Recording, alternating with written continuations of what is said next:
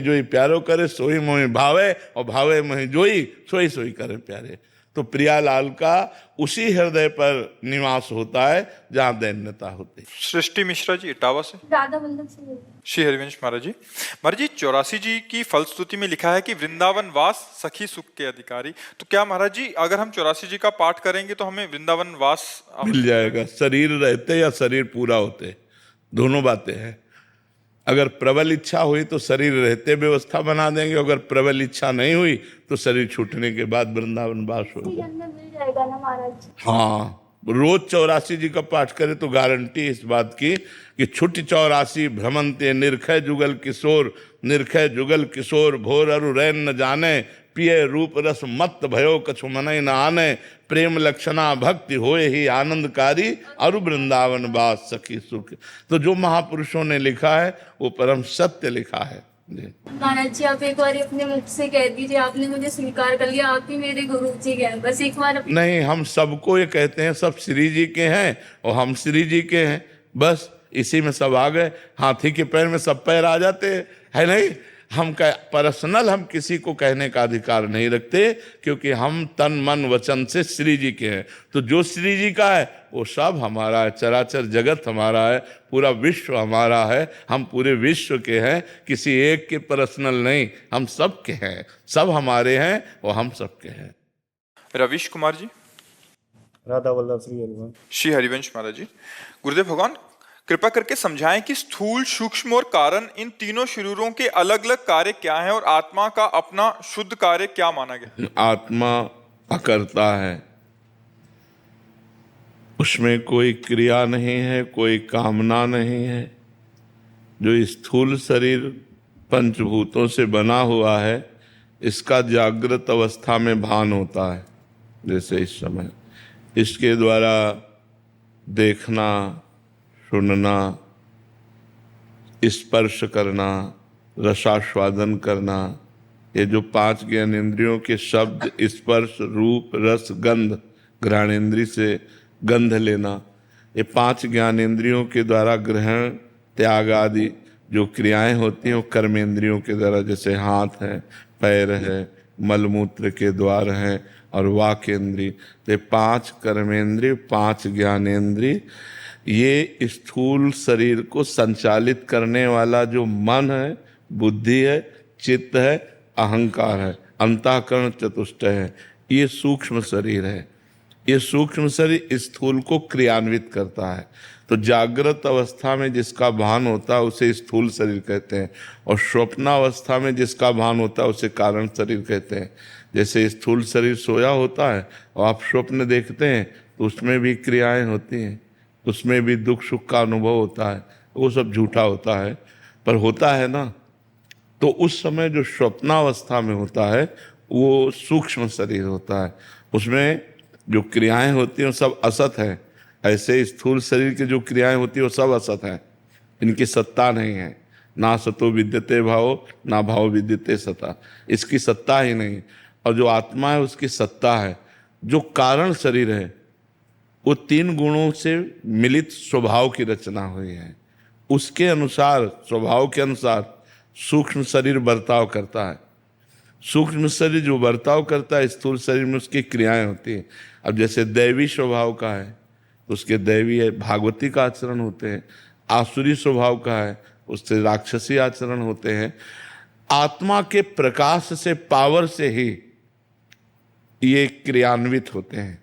जैसे ऐसे रख दें और इधर चुंबक रख दें और उसी के अनुसार लोहा रख दें तो चुंबक अकर्ता है लेकिन क्रिया शुरू हो जाएगी लोहे में क्रिया शुरू हो जाएगी ना, हलचल उसमें हो जाए।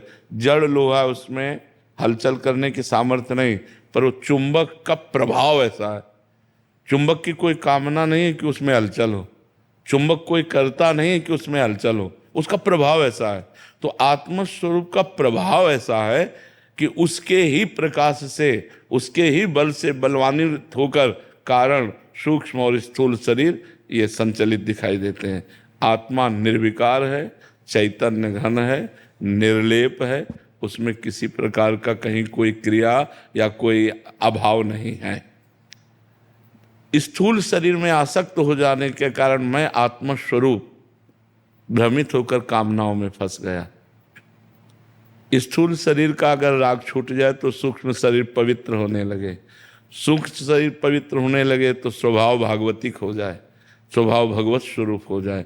जहाँ भगवत स्वरूप स्वभाव हुआ तो जैसे निर्मल और शांत जल में तह में क्या हमें पता चलने लगता है, ऐसे हमें अपने स्वरूप का ज्ञान हो जाता है। आत्मा मेरा स्वरूप है, तत्त्वम् असि, तुम वही हो, दूसरा कोई नहीं है। समझ पा रहे हैं आप? आत्मा अकर्ता है। राकेश यादव जी, सीकर, राजस्थान से। श्री हरिवंश। राधा वल्लभ श्री हरिवंश महाराज जी। महाराज जी, परमहंस एवं ब्रह्म ऋषि की स्थिति में क्या अंतर है? एक ही बात है, जो ब्रह्म में स्थित ऋषि जन है वही तो परमहंस है, वही परमहंस है।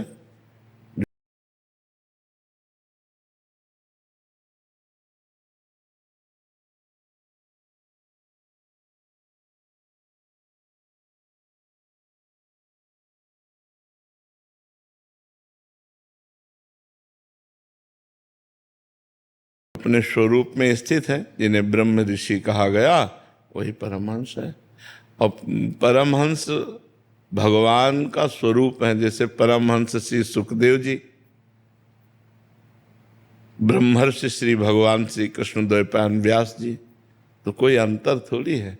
उसी ब्रह्म स्वरूप में निरंतर तन्मय रहते हैं भगवान श्री कृष्ण द्वैपायन व्यास जी, और उसी स्वरूप का बोध श्री सुखदेव जी को है। वो दिगंबर रहते हैं, 16 वर्ष की अवस्था, हर समय अपने आत्मस्वरूप आत्मलाभ से संतुष्ट परमहंस श्री सुखदेव जी महाराज। ऐसे ही परमहंस हैं जनक जी महाराज, जो सुखदेव जी के भी गुरु हैं, पर वो राजा रूप में बैठे हैं, राजकाज परिवार सब, वो परमहंस के गुरु हैं। परमहंस श्री सुखदेव जी महाराज के गुरु हैं। तो स्थिति जो आत्मस्वरूप में गाढ़ स्थिति है, वही परमहंस स्थिति है। परमहंस किसी बाहरी वेश या बाहरी किसी परिवेश को नहीं कहते, परमहंस स्थिति होती है। तो वही जो ब्रह्म को तदात्म भाव से अनुभव कर लिए हैं, वही परमहंस है, वही ब्रह्म ऋषि है। समझ पा रहे हो? कोई अंतर नहीं इसमें। केशव गुप्ता जी, हरदोई से। श्री हरिवंश महाराज जी।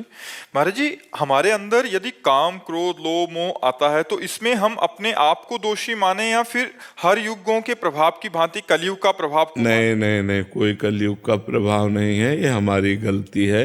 हम अपनी गलती छोड़, अब इस समय बोलो क्या कलयुग का प्रभाव है?